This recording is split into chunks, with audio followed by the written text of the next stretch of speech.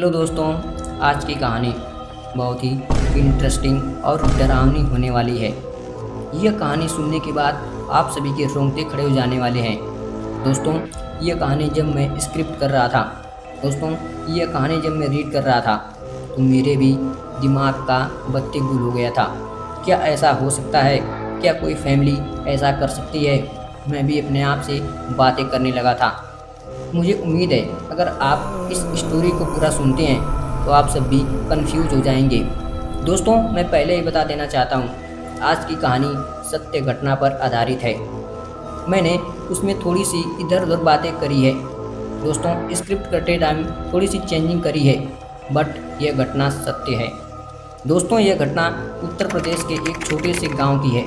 मैं उस गांव का नाम हाईलाइट नहीं करना चाहता हूँ। दोस्तों, उस गांव का नाम हम सब साइलेंट रखते हुए कहानी में आगे बढ़ते हैं। दोस्तों, यह कहानी उत्तर प्रदेश के एक छोटे से कस्बे की है। उस कस्बे में एक रश्मि नाम की लड़की थी, जो कि सरल स्वभाव की एक खूबसूरत सी दिखने वाली मासूम बच्ची थी। दोस्तों, रश्मि अभी कॉलेज की पढ़ाई पूरी कर रही थी। एक दिन की बात है, रश्मि के कॉलेज में एक लड़का आता है। उस लड़के का नाम अनिकेत था। दोस्तों, अनिकेत भी हैंडसम था, अच्छा था, दिखने में उसका आउटलुक काफ़ी बेहतर था। दोस्तों, संयोगवश वह अनिकेत रश्मि का क्लासमेट निकल जाता है। अब समय बीतता चला गया। समय के साथ उन दोनों की दोस्ती हो जाती है। दोस्तों, दोस्ती धीरे धीरे पता नहीं कब प्यार में बदल जाती है। वह दोनों एक दूसरे से प्यार करने लगते हैं, पर रश्मि को यह नहीं पता था उसका प्यार ही उसके जीवन की अंतिम घड़ी लेकर आएगा। दोस्तों, अब उन दोनों का प्यार आसमान छूने लगा था। शुरू में प्यार तो बहुत ही अच्छा लगता है, एक हमें अच्छा फील कराता है, पर आखिरी में उसका परिणाम क्या होता है हम इस कहानी में जानेंगे। दोस्तों, वो दोनों एक दूसरे के बिना एक पल भी नहीं रह पाते थे। दोस्तों, जो हाल अनिकेत का था वही हाल रश्मि का भी था। एक दिन अनिकेत रश्मि से मिलता है और बोलता है कि चलो हम दोनों शादी कर लेते हैं। इतना बोलते ही रश्मि भड़क जाती है, बोलती है ऐसा नहीं होगा, हमारे घर वाले बिल्कुल भी नहीं मानेंगे। दोस्तों, तभी अनिकेत क्या बोलता है, हम सब अपने घर वालों को इस शादी के बारे में नहीं बताएंगे, पहले शादी कर लेते हैं, उसके बाद अपने घर वालों को बताएंगे। दोस्तों, पहले तो रश्मि को थोड़ा अजीब लगा, पर रश्मि कर भी क्या सकती थी, वह अनिकेत से बेहद प्यार करती थी। दोस्तों, रश्मि और अनिकेत दोनों तैयार हो जाते हैं और एक मंदिर में शादी कर लेते हैं। दोस्तों, अनिकेत रश्मि को लेकर अपने घर जाता है। दोस्तों, अनिकेत के घर वाले इस शादी से पूरे खिलाफ थे। उन दोनों के घर पहुंचने के बाद उनके फैमिली का कोई भी मेंबर अनिकेत और रश्मि से मुंह सीधे बात नहीं करता था, वह दोनों को इग्नोर करते थे। दोस्तों, तभी रश्मि के चेहरे पे थोड़ी सी उदासी आ जाती है। अनिकेत रश्मि को समझाता है, तुम टेंशन ना लो, धीरे धीरे सब मान जाएंगे। दोस्तों, पर होनी को कौन टाल सकता है? आगे रश्मि के साथ जो घटना घटने वाली थी, इसका अंदाज़ा कोई भी नहीं लगा सकता था। दोस्तों, एक दिन की बात है, पता नहीं अनिकेत के माँ के मन में ऐसा क्या आया। अचानक से अनिकेत की माँ आकर बहू बहू कहकर रश्मि से बातें करने लगती है। दोस्तों, उस टाइम रश्मि को यह बिहेवियर थोड़ा अजीब लगा, पर रश्मि इस चाल को नहीं समझ पाई कि अनिकेत के माँ के मन में क्या चल रहा है। दोस्तों, पूरी फैमिली जो अनिकेत की थी, पूरी फैमिली रश्मि से घुल मिल जाती है और ऐसा बिहेवियर, ऐसा बर्ताव करते हैं सब कि रश्मि को सभी लोग पसंद कर रहे हैं, सभी लोग मान जान कर रहे हैं, पर रश्मि और अनिकेत की यह सबसे बड़ी भूल थी।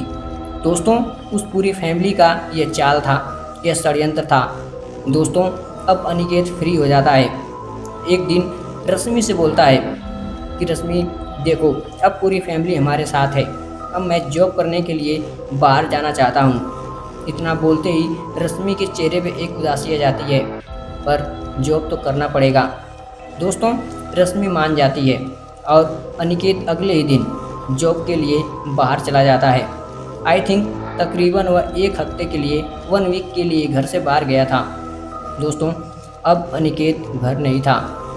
दोस्तों उसी रात की घटना है। अनिकेत बाहर चला गया था। रश्मि अपने घर में सो रही थी। तकरीबन रात के 11 बज रहे थे। दोस्तों घर के जो दरवाज़ा था उसी दरवाजे के बाहर अनिकेत की माँ खड़ी बहू बहू बोलकर आवाज़ें लगा रही थी। दोस्तों रश्मि को थोड़ा अजीब लगा कि आखिर रात को माँ जी को ऐसा क्या काम पड़ गया है। दोस्तों पर रश्मि अनजान थी। उसके षड्यंत्र उसके जाल से वह परे थी। दोस्तों जैसे ही रश्मि दरवाज़ा खोलती है सभी फैमिली के मेंबर धड़ाधड़ रूम के अंदर घुस जाते हैं और रश्मि को चारों तरफ से घेर लेते हैं। दोस्तों तभी रश्मि अपनी सासू माँ यानी अनिकेत की माँ से बोलती है, माँ जी ये आप सब क्या कर रहे हैं और आप सब मुझे ऐसे घेर कर क्यों खड़े हैं। तभी जो बात अनिकेत की माँ बोलती है वह सुनने के बाद रश्मि के पैरों तले जमीन खिसक गई। दोस्तों रश्मि ने कभी नहीं सोचा था कि उसके साथ ऐसा होगा।